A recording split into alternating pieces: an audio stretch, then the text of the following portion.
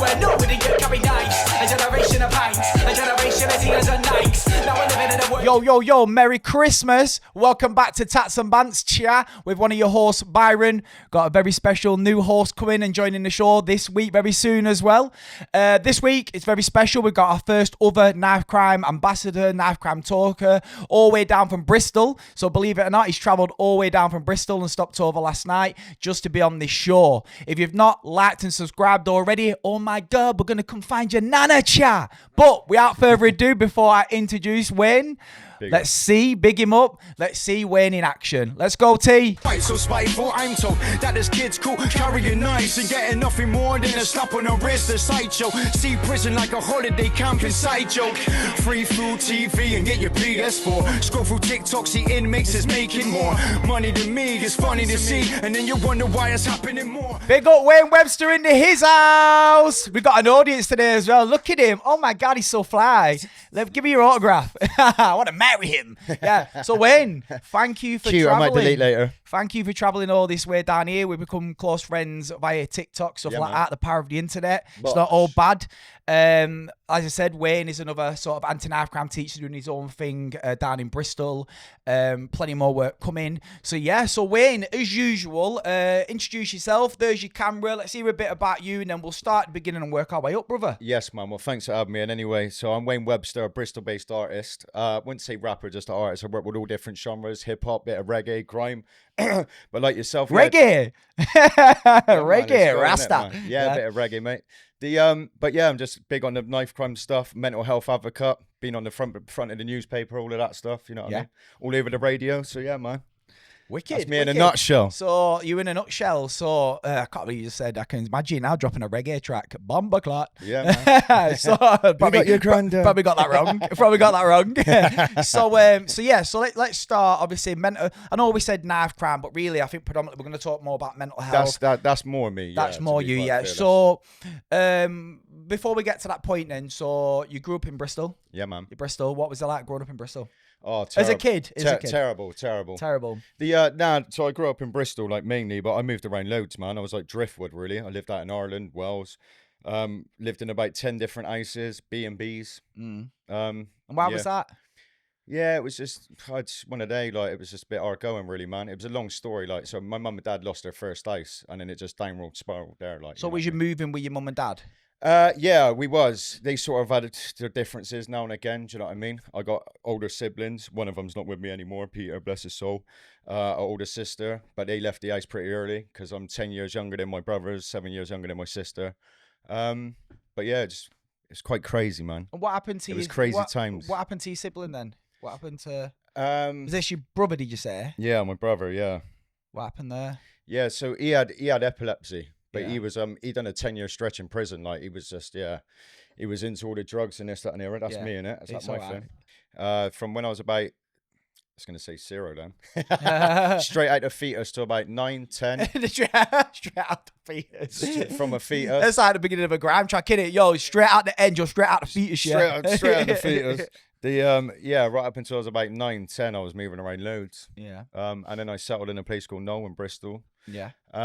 For a couple of years. Then I moved to Ireland. And then when I was about 13, I settled in Bristol then for good. That was it, when you were about 13? When I was about 13, yeah. So what was school like then?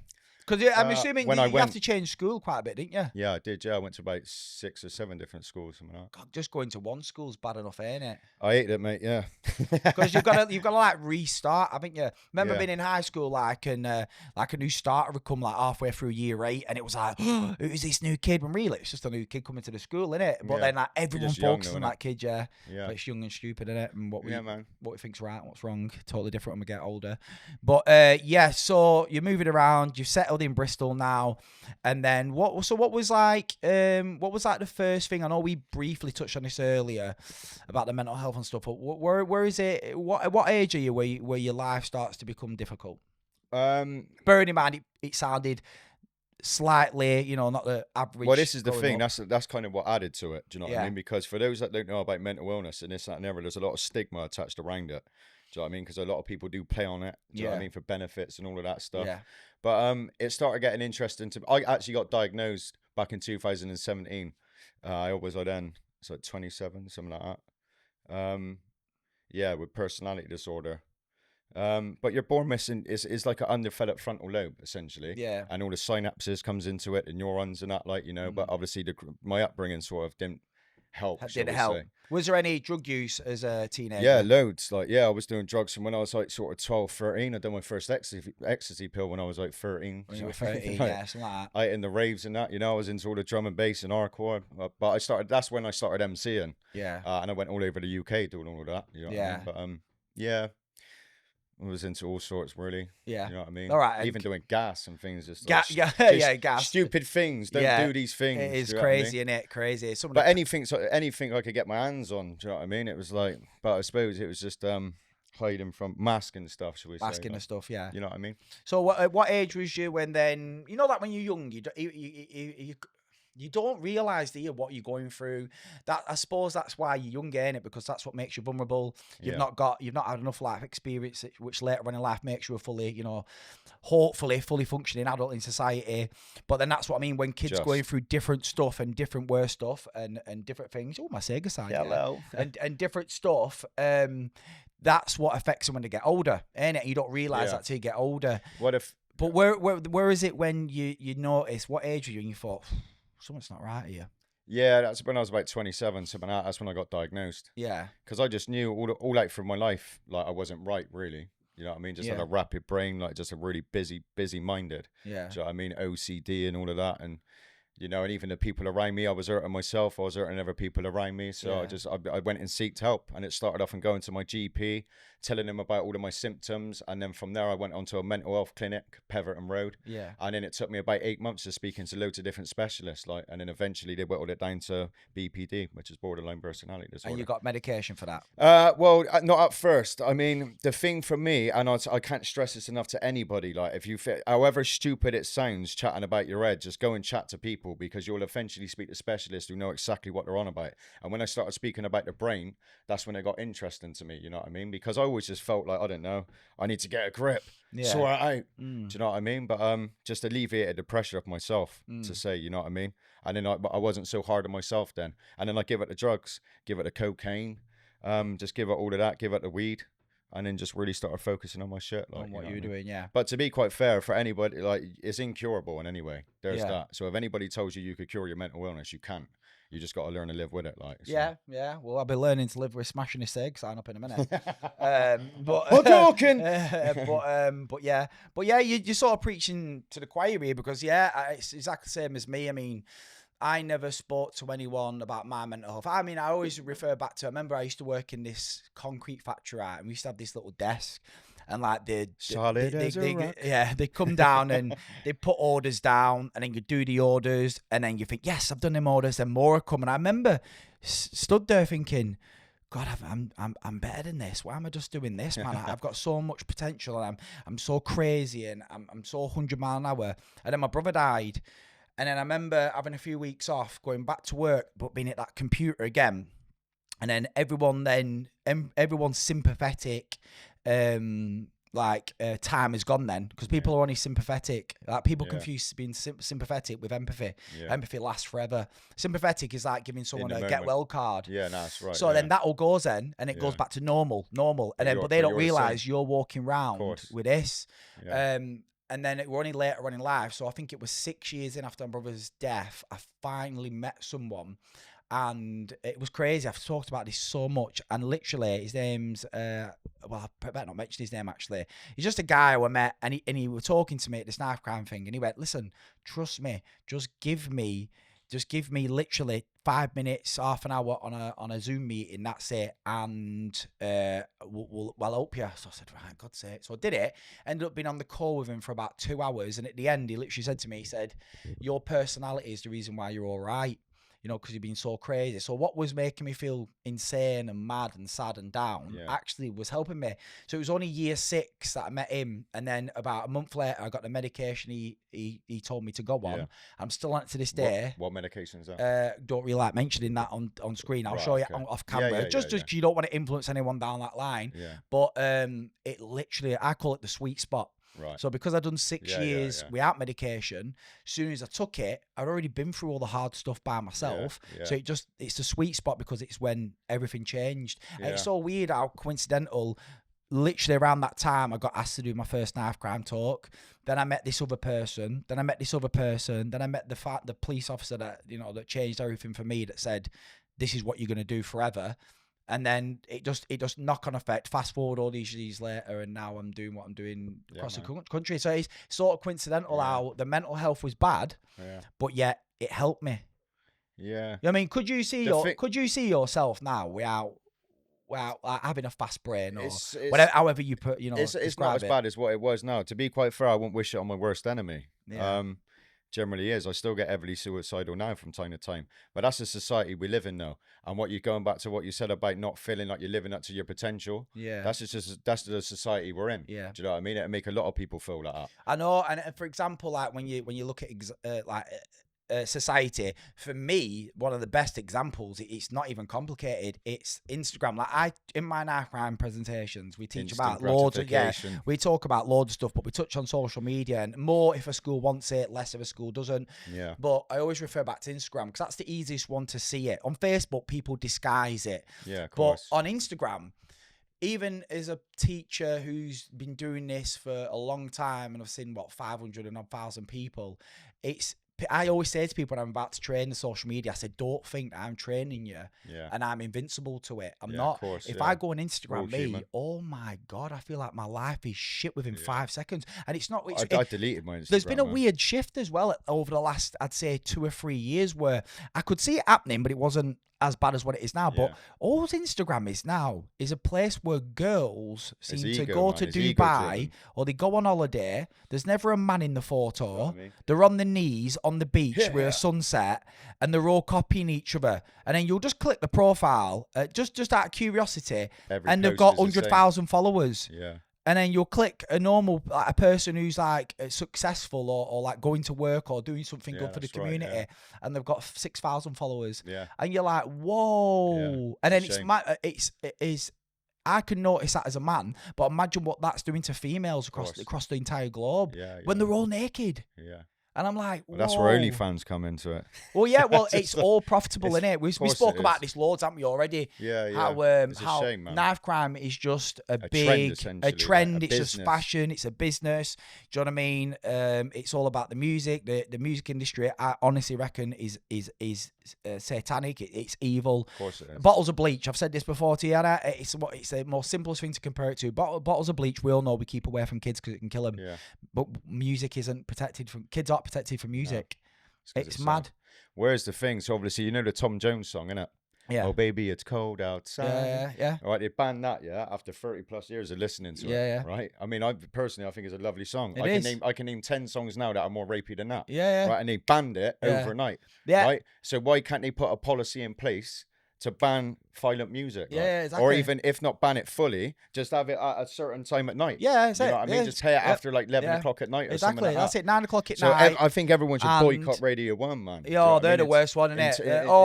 I said it well. When you hear the Radio 1 presenter go, "Oh my God, I go home and I put this on, it's a banger." Yeah, and you're like, bro, you're 50-odd-year-old. You don't go home and put grime music on. Shut up. And it's mad, innit? It's literally so cringy. Slow cringy.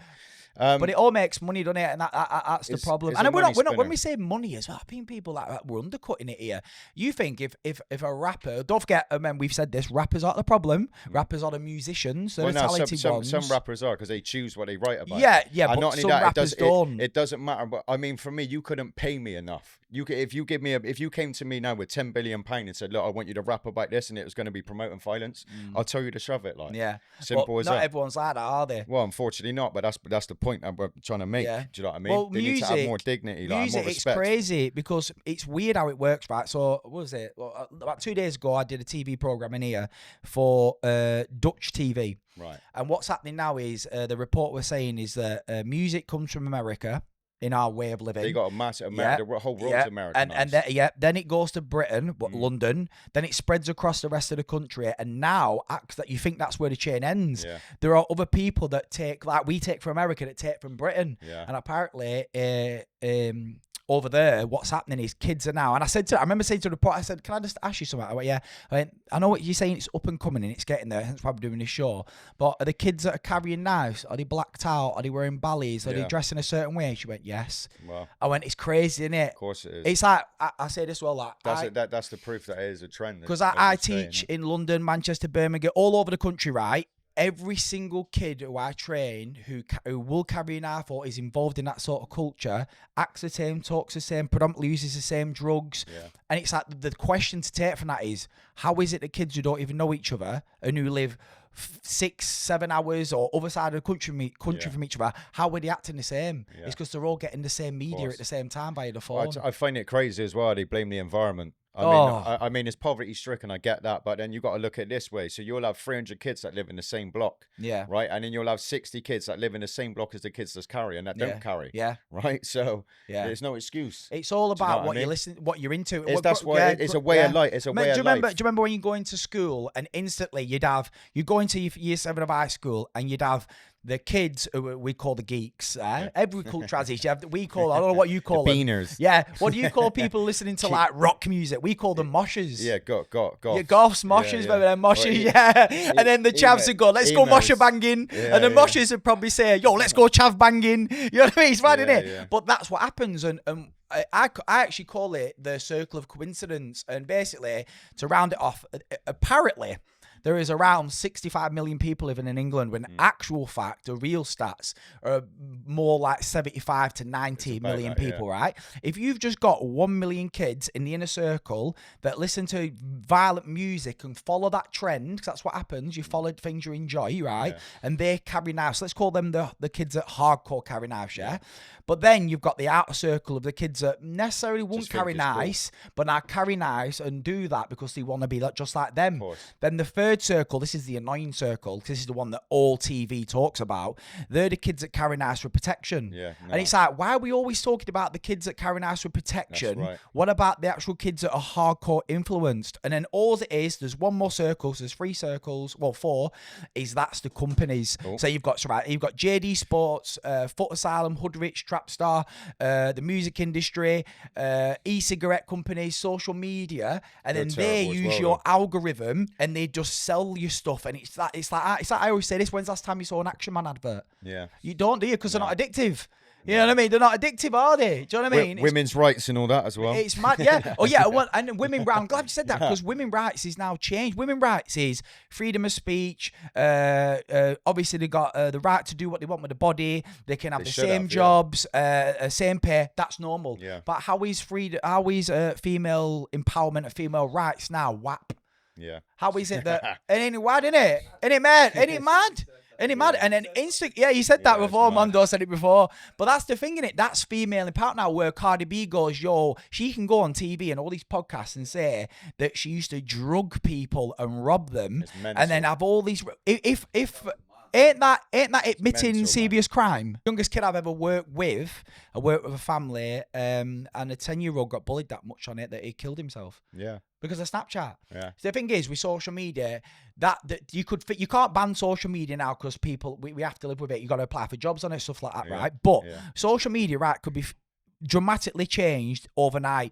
I call it the social media passport. First of all, you ban it till kids are 18, even though your brain hasn't finished developing them. It's but only let's what they're say allowed 18. to access in anyway. Yeah. Parents, and then it's lazy parenting. You do the social media passport. Costs a tenner a year. And you've got to update your provisional driving license, proof of ID, where you live. Imagine how many fake profiles you'd stop who bully people to the point of suicide. You stop radicalisation dramatically. You stop terrorism. You won't stop them, but you paedophiles. You minimise it. You minimise it so much, but why? There's stuff you could do to minimise it. And that's the question. It's like, I don't think people hate government now because of all that crazy things. I think we hate them because it's common sense. It's not common anymore. It's like kids now kill themselves because of peer pressure. They don't feel inadequate. School's got a lot. Yeah, we don't forget school's bad for everyone. They're under too much. This one size fits all. And then you can't escape the bullies. Yeah. But yet this has been proven. But yet kids can go on it with a, and it's all right them saying, "Oh, you have to be 13 to go on it." But anyone can make a fake account. Yeah. That's the problem, isn't it? So why isn't it banned? What do you reckon? I reckon it's because it makes too much money and it can affect political views. What do you think? Yeah, it's just for me. It relates back to the government, doesn't it? It's as simple as that, because they're the people that's in power, right? Yeah, And that's what it is.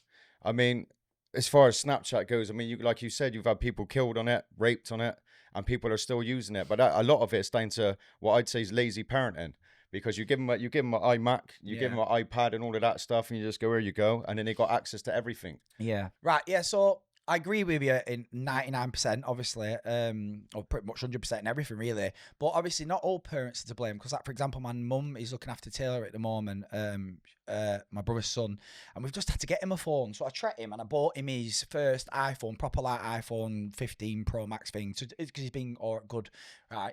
And on the first night of having it, we had to take it off him. Yeah. The problem is, good parents, whether you're good or bad, it's like, one parent is fighting against the rest of the world. So you're telling your kid, don't carry knives, be good, be safe. But then in the moment they've got that phone or any other influence, it's murder, knife crime. You've got to wear this. Like when we were kids, I don't know about you, I used to wear a pair of Reebok poppers. What do you call poppers? Puma pumps. Puma Pumps. I remember wearing Reebok trainers that cost 25 quid. I didn't even care. Yeah. Innit? You know what I mean? And you wouldn't even care.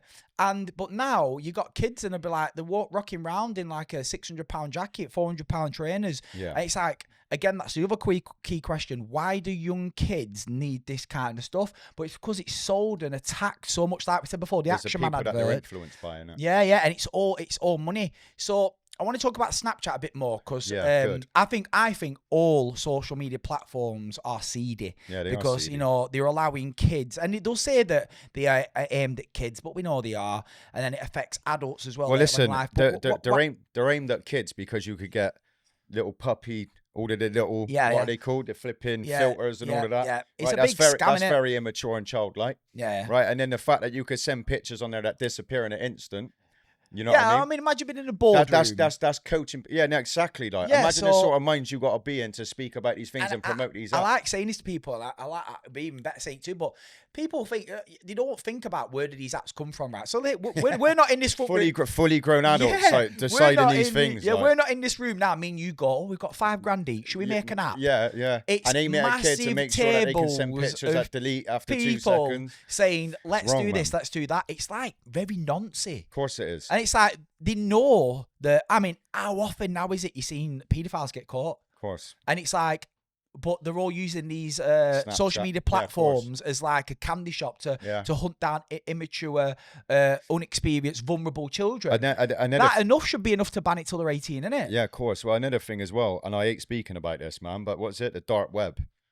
Do you know what I mean? All of that stuff. Yeah. I mean, that there, like, the stuff that goes on there, I wouldn't even dare speak about there. Oh, yeah. Right? But the people, like, when I keep saying about the government, they're the people that oversee all of this, right? Yeah. And if they wanted to, they could pull the plug on this. Yeah. Right? So, and it's the same, like, they kind of got to say on everything, all the laws that's wrote in XYZ and this, that, and the other. So if they really wanted to stop these apps and stop this and stop that, they could. Do you know what I mean? They cut all the funding for the kids' youth centres. They send billions to flipping overseas. I mean, you have Rishi Sunak saying we're going to send £12 billion to build tanks and drones and arts of warfare and instruments that's going to kill people. That's £12 billion there. You could have built more police stations, more hospitals. You know what I mean? Yeah. It's just like it generally blows my brain. Like. Yeah, me too. I mean, what I don't get is for example, all the homeless stuff we've got, right? Yeah.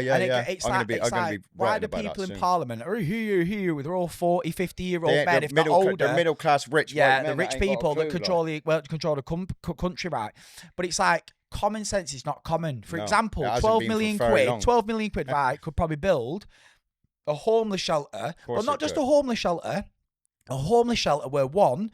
If they've got budgets massive to send money overseas, right? But imagine this perfect homeless shelter, right? You're at a homeless shelter with hundreds of beds, right? And showers. Yeah. They've got to come in to get drug tested So to give them an incentive to help them keep back it, yeah. into society, And then not only basically. that, inside that this new home, they've got social workers in there, people that help them get the first job, people that help them come off the addictions, all in one roof. Yeah. But yet, instead, we leave them on the streets, but yet we'll send money to other countries to blow and kill other people up. Well, since we're on about homelessness, right? And this is the thing. I'm going to mention one man, and this is one man, right? Yeah. His name's Jasper. Yeah, he's come from Jamaica. He's an ex-soldier. Yeah. Right. So he came from Jamaica. He didn't have a penny in his pocket. Right. He had all the PTSD and all of that stuff. He spent his last bit of money on a caravan, and he started helping homeless people. And now to this day, I think it was 3 or 4 years after, it's £1 million charity. Yeah. And that was one man who had nothing. Yeah. Right. We're talking about a government who oversees billions and billions of taxations. Right. And the thing is, the working class people, all of these taxes, they don't get a say in where they're spent. Yeah. Right. It's like it just blows my brain. No, it's perfect. You're back, Bob, on. It's like people have seemed to forgot that the government work for us. It's not the other way around, right? Yeah. So for me, Say it again. Why isn't it? Preach. Why is it in Parliament that you haven't got? For example, let's dumb it right down. You've got one senior nurse. It's been a nurse for 50 years, so she knows the ins and outs of what's going wrong with the NHS.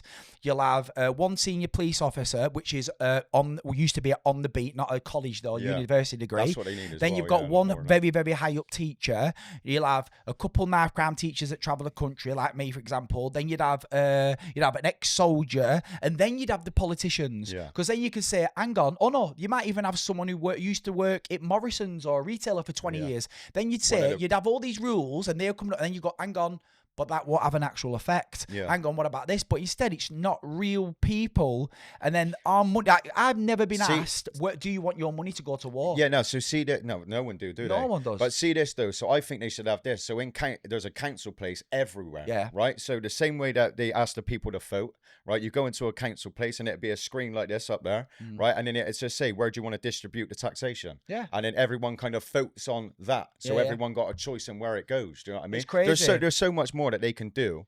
Yeah. You know what I mean? But they generally haven't got the people's best interests at heart. No, they can't, because like they should. I get asked all the time on every single podcast I go on. It's even usually the last question that they ask me. They say, "What would you do if you was in power?" And it's quite quickly, I'd make sure every police officer had a body cam, so if they stepped out of line, they could face the law. But that police officer would still have CS gash in major cities, guns with rubber bullets, and we back our police force, right? We back them more, right? Next one, I build a super prison with some of this money. Not a holiday camp. Nope, no. And this prison could probably you build it on derelict land. You'd build it. You could just use old army barracks. Yeah, army barracks. You build it so literally it could hold 30,000 people. The only people I'd employ as well were ex-soldiers and ex-military, giving them a job to go to, right? And every single cell, dig a hole, fill it back in. Dig a hole, fill it back in. Yep, every single cell. Yeah, exactly. Every single cell would be no bigger or no wider than a coffin, or no longer than 2 coffins, and they go in there and they wouldn't even get anything. Yeah, right? That's the next one. That's how it should be. Yeah. The next one after that is I ban social media till kids are 18. Yeah. The next one after that, I would change the educational like the system, so that in the year 11 of high school, it's not just about your GCSEs. It's about cooking, cleaning, ironing, opening up a bank account, money, and serious like presentations that's going to help it. And the last one, and bearing in mind, between us, we could probably come up with another 20 things, right? But the last one, you'd have to get a retrial, obviously, is that if you were proven of murder, right, and there's DNA, there's blood, there's CC, it's 100%. You instantly get a retrial. It's not like you have to wait 6 months and we're waiting for it. You get a retrial where you get secondary professionals in, and if you are proven of death, I'm not asking about hanging people or killing, brutal chopping their heads off. They just literally get death by lethal injection. Of course. You do all them, you implement all them, and bear in mind, there's more we could do yet. And day one, you watch it decrease like that. Yeah, of course. But we're just soft. Yeah, no, but that's the thing, though. It's crazy to think that there's actually people in the community that's told me before. I've been saying all of this, man, right? And there's people out there that say that the road's too harsh. Right? It's like, no, it isn't. You got rapists out on the street after 3 years. I'd bring the death penalty back in anyways. Like you said, if it's definitive, just get rid of them, because it saves room in prisons. It saves money. We could go on and on. But I'll go one further, like with schools. I mean, the fact they even grade our children is sick. That's where mental illness is at an all-time high. Yeah. Right? because they're just under too much pressure. School should be a place like a creative center where kids could go for a safe haven when mum and dad's at work, and they could just go and find who they are. It's mad, isn't it? Because when you're preaching to like the woke generation, it's like we're bashing our heads against the wall. But school, and especially now that I went to school in the 90s, Big up the 90s. Big up the 90s, early 2000s, very early 2000s. And now I didn't think I'd end up becoming this much of a busy knife crime teacher and all the other stuff I do. And it's weird going back into schools and it's exactly the same as in the 90s. It's like, whoa, but now we live in a country. People don't understand. But even more pressure, though. Yeah, people don't understand. They do more exams now. Yeah, people don't understand that we live in Great Britain, right? We live in Great Britain, a country where we can't stop prepubescent teenagers and teenagers stabbing each other to death over things like postcodes, music, and clothing, and sue on motorbikes. It's like, hang on. Other countries must be Poland must be absolutely laughing their backs Romania off at as us. well. We should take a leaf out of their book, man. Well, in Poland, the Prime Minister announced, got it about 6 months ago, that one of their police officers was killed. One. Yeah. And then the day later, you was allowed to use live bullets if you killed a police officer.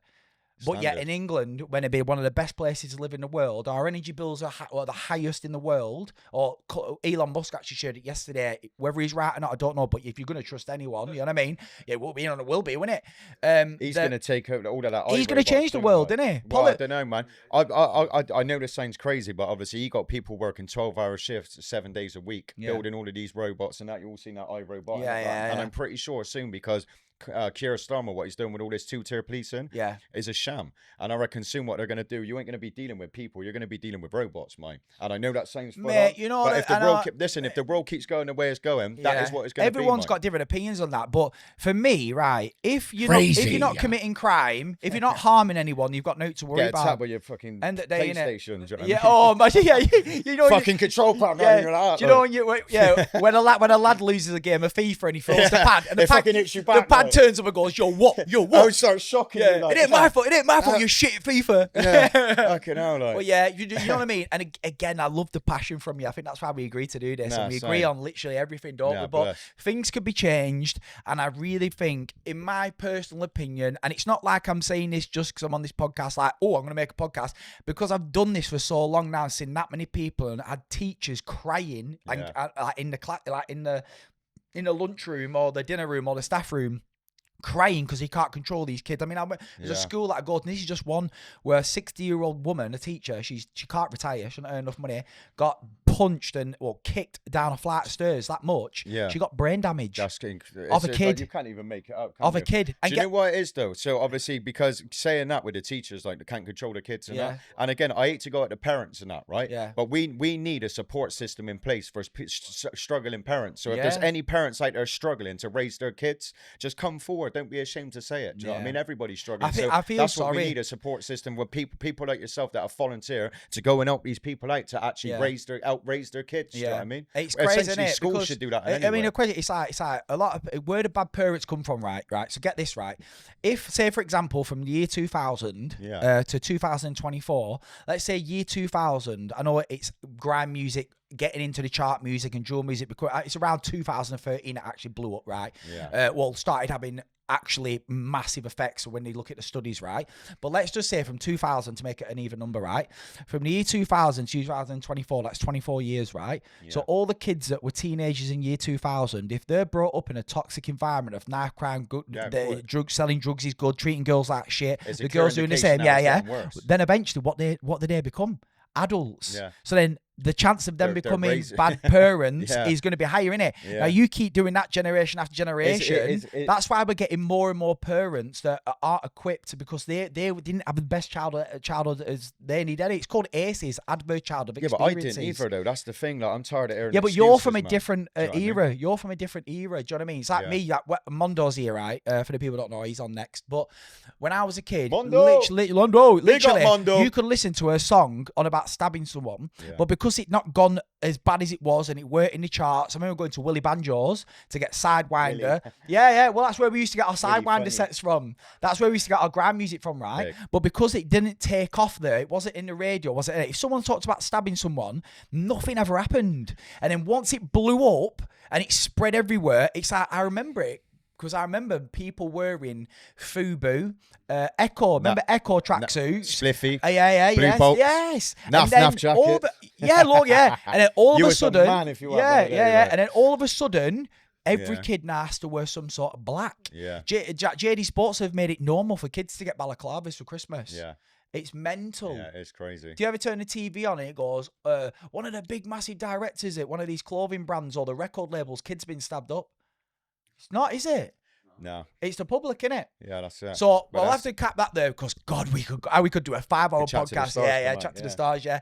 So we'll come back. I'll just quickly show you some of these knives, obviously, so the viewers can see. I've got some of these knives here. So Sickening. yeah. So we got your stereotypical like Rambo Rambo knife, but obviously this is just one shape. Rambo knives is just this shape, so to speak. But God, they come in many different shapes, sizes, and forms. But yeah, Look at that one. because obviously there's going to be a fair few of my lot Yeah, watching it. But just yeah. tell them where you got these from. Oh, Like, these are all from kids. You've been sent in, man. Upstairs, we've got a safe with, I think there's about nearly 3,000 knives in there. And they're insane. That one's called the You're Avenger. not shaving with that, are you? No, exactly. And then obviously, what we call the JD Sports of Knives. Yeah. We'll pass to that one. Watch this. Watch this one. Check this out. Look how cheap this is made. That's how clever the factories are. Do you think, look, that could kill you, but in the Amazon, that'd snap it instantly. So what use is that knife other than to either, it's cheap enough for someone to buy it. But if you grab that one there, grab that ZK there, mate, this is what we call the JD Sports of knives. Look at that. Yeah. That's a scary Well, look at, isn't it? Yeah. Do you know what I'm saying? It's crazy. Exactly. Do you know what I mean? Well, if it's just, but if, How accessible it is, though. yeah. You know what I And mean? this actual knife here, this is why we use this one because this is the prop one. This was 15 quid the lad bought it for. Wow. 15 quid. That's how much it was. Yeah. Do you know what I mean? And the reason why I Do you call know, do you this, know what's? I know. Do you, yeah, vapes, yeah, exactly. They fakes as well. That's Yeah. disgusting as well. They mad, innit? name up kids as well. So them fakes. I'll ask you the same question that I ask kids in school because you'll answer it correctly. Vape, right, first of all, why can you compare a vape and an e-cigarette? There's multiple answers. Why can you? Compare them both, vapes and vapes and ZKs or vapes and knives. What could they both do?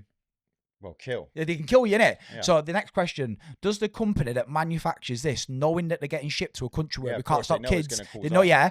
do they care if our kids get killed? No, of course not. Do vape companies They- care if your kids die? But not This only is a that, thing, it's- innit? But another thing. So now what they're bringing in now with the vapes and that, they were generally aimed at kids because all the bubble gum, strawberry, of course. raspberry, right? And then not only that, it's ever since the vapes come along, you've seen all the kids before Oh, school. mate, the But epidemic. now all the parents are sort of finally making a bit of fuss about it. They're making their packaging's a bit more adult-like. Yeah, Do you know what I mean? It's honestly, It's, I go to neither some, hooks I on go them, to right? some Do you know what I schools, mean? right, It's mate. crazy, like. Go to some schools right around the country, and this is getting more and more and more and more. A lot more than what I'd like to admit to, but it's more and more. Metal detectors when they're walking in, and before the kids are allowed in, they've got to hand in the vapes. Yeah. It's like wow. It's like the thing. It honestly blows my But brain. in it, like. man, out every single city now, there's probably as many vape shops as there are barbers. Yeah, it's sickening, man. Crazy. It But is yeah, so we've sickening. touched on that.